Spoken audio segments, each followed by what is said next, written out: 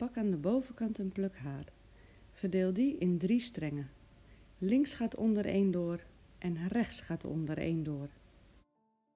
Pak de 2 rechterplukken in 1 hand. Laat de linkerpluk los, zodat je daar een nieuwe pluk haar bij kan doen. Helemaal tot aan de vlecht en dan gaan ze er samen onderdoor.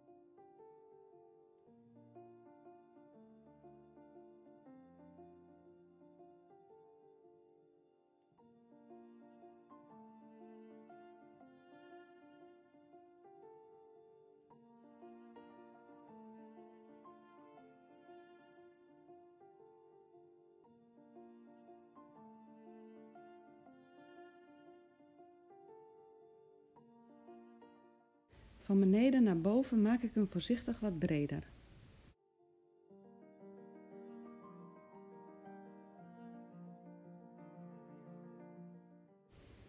Pak aan de bovenkant een grote pluk op. Verdeel die in 3 delen. Links gaat er onderdoor, rechts gaat er onderdoor.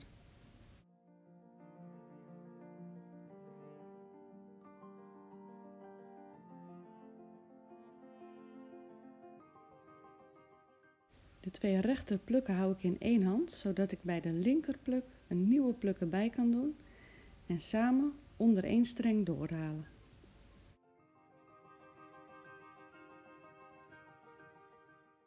Pak steeds een nieuwe pluk helemaal tot aan de vlecht.